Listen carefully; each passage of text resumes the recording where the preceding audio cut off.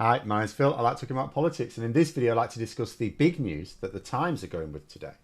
That a record number of millionaires left the UK last year, mostly after Labour won the election. They are describing this as a very bad thing.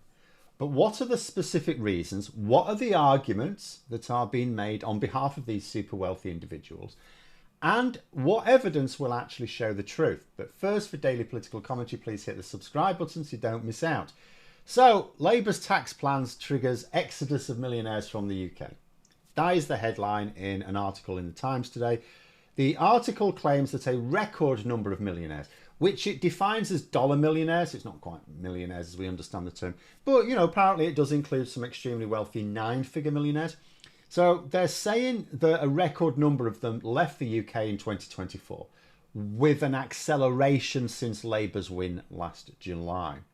Now, the reason is being put down to the confirmation that non-dom status will be removed. Now, this is a tax fiddle, which does not exist in all countries. Like, there's no such thing in America, for example. But it's a government-approved tax dodge whereby, as say a foreign national, you can live in the UK, but you can pretend you don't live in the UK for tax purposes. Now, it doesn't let you escape all tax, but it does let you avoid some of it. Sometimes quite a lot of it, depends on your circumstances. So Labour made a manifesto promise to scrap non-dom status, and Rachel Reeves announced that she would be doing so fairly immediately in the budget. In fact, from this April, that's it, it's gone. There is still tax relief for people who genuinely jet around for work, but the fiddle of Schrodinger's habitation, whereby you simultaneously live in the UK and don't live in the UK, is going to end at the end of this current tax year when the budget comes into legal force. Labour claims it will raise much needed funds for public spending, a bit over £12 billion over the next 5 years. Those advocating for the non-doms claim it will actually cost the Treasury money. Now, how could a policy like this actually cost the Treasury money? Well, hypothetically it could actually.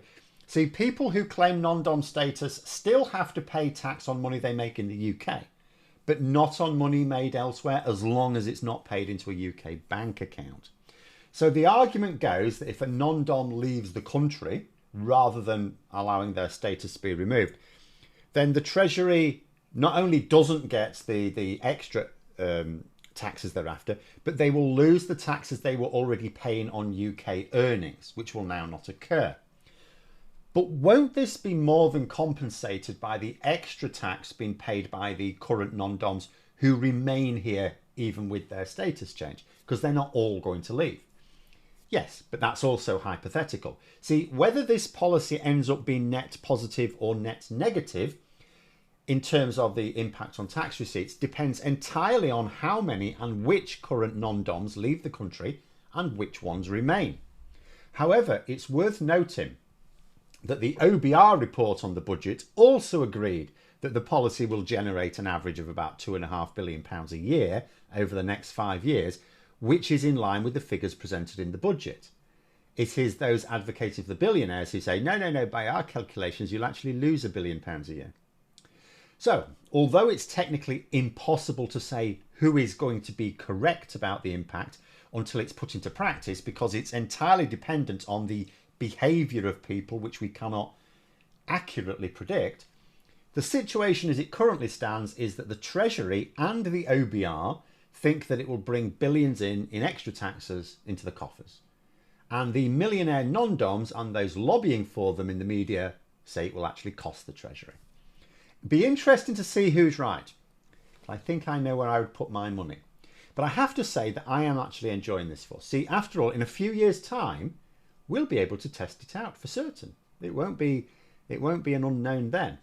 Now, let's just say for the sake of argument, that the Treasury and the OBR, who have been analysing the impact of economic policies for years, let's say that it turns out that they are actually correct, and that those with a clear conflict of interest will just blow smoke up our arses. It will mean that pains in the arse like me will be able to revisit this topic and show what the Tory press claimed was a record beating of exodus of millionaires actually somehow boosted our tax receipts rather than costing them, which will be another nail in the coffin of trickle-down economics. Because these shills are trying to claim that not only do we lose taxes out of this rather than gaining them, but we will lose their philanthropy as well. Well, we'll find out before the next election, won't we? And let's say that Labour's economic plans in general work out as well, that the economy does better over the next few years than has happened for a very long time.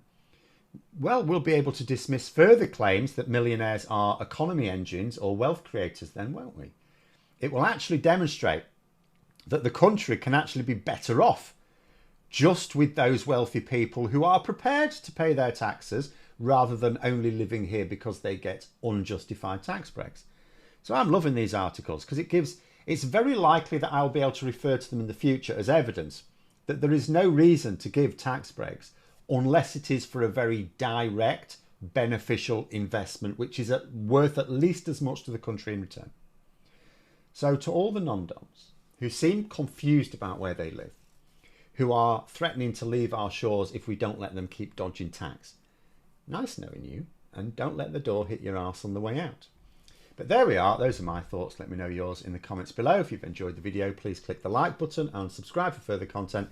If you'd like to support the channel further, you can click the join button for memberships. Thanks for watching, and until next time, I'll see you later.